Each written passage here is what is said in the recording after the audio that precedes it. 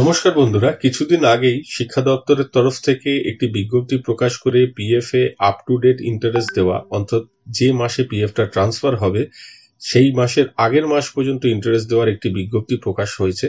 সেই বিজ্ঞপ্তির প্রকাশ সংক্রান্ত একটি ভিডিও আমি অলরেডি আমার চ্যানেলে দিয়েছি, আপনারা ভিডিওটি দেখতে পারেন আই বাটনে প্রেস করে। তখনই আমি সেই ভিডিওতেই প্রশ্ন তুলেছিলাম দুটি বিষয় মূলত। এক হচ্ছে যে এই যে অর্ডারটা হলো যেই ডেট থেকে, যেহেতু লেখা নেই যে কবে থেকে এটা এফেক্ট হবে, এটা নিয়ে একটা টালবাহানা শুরু হতে পারে, এটা পরিষ্কার করে বলা থাকলে ভালো হতো। দ্বিতীয়ত, এক্ষেত্রে শুধু ট্রান্সফার কেসগুলোর কথা বলা হয়েছে, বাকি ঘটনাগুলো কিন্তু বলা হয়নি। অর্থাৎ সেম স্কেলেও অনেক সময় পরীক্ষা দিয়ে টিচাররা গেছেন, হায়ার স্কেলে গেছেন, নন টিচিং স্টাফ থেকে টিচিং স্টাফ হয়েছেন বা অ্যাসিস্ট্যান্ট টিচার থেকে হেডমাস্টার্স হয়েছেন, তাদেরও পিএফ ট্রান্সফারের ক্ষেত্রে কিন্তু বিলম্ব হয়েছে এবং তারাও বেশ কিছুটা লোকসানের সম্মুখীন হয়েছেন।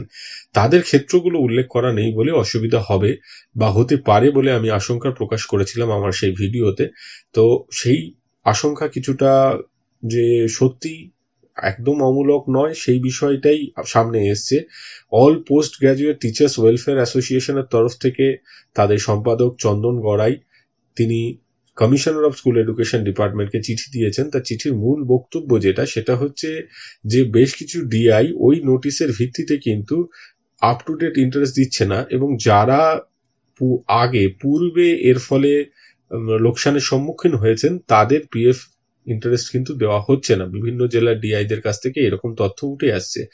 তাই তিনি দাবি জানিয়েছেন উচ্চশ্রীর মাধ্যমে হোক বা অন্য কোনো ভাবে যে ট্রান্সফার, জেনারেল ট্রান্সফার বা মিউচুয়াল ট্রান্সফারে যে সমস্ত টিচাররা ট্রান্সফার হয়েছেন তাদের পিএফ আগেই হয়তো ট্রান্সফার হয়ে গেছে, কিন্তু সেক্ষেত্রে কিছু বকেয়া পিএফ থেকে যায়, যেহেতু তাদের ইন্টারেস্ট আপ টু ডেট সে সময় দেওয়া হয়নি। সেই ইন্টারেস্টটা যাতে তারা পান সে বিষয়ে নোটিফিকেশন প্রকাশ করার ব্যাপারে কিন্তু এই আবেদনটি জানানো হয়েছে বা এই পত্রটি লেখা হয়েছে।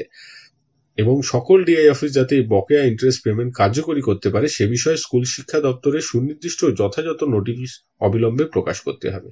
তো এই বিষয়টি সামনে এসছে, দেখা যাক।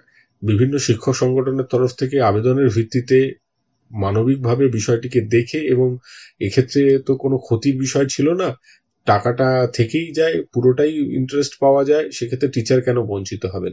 তো সেই বিষয়টাই তাকে সফল করতেই যেহেতু উদ্যোগটা, তাই পূর্বে যারা ছিলেন, এবং শুধু ট্রান্সফার নয় আমি অন্যান্য ক্ষেত্রগুলোও বললাম, সকলের জন্যই আগামী দিনে ক্লারিফিকেশন আসুক, যাতে কারো কোনো অসুবিধা না হয়, এবং যারা অলরেডি পিএফ ট্রান্সফার করে নিয়ে গেছেন তারা যাতে বকেয়া এরিয়ার গুলো পেতে পারেন। সেই এরিয়ারের টাকা তারা পাবেন না, সেই বকেয়া এরিয়ার পিএফ ইন্টারেস্টটা পিএফ অ্যাকাউন্টেই, তাদের বর্তমান যে পিএফ অ্যাকাউন্ট আছে সেখানেই অ্যাড হবে। তো এইটা সম্পর্কে দেখা যাক আগামী দিনে কি হয়।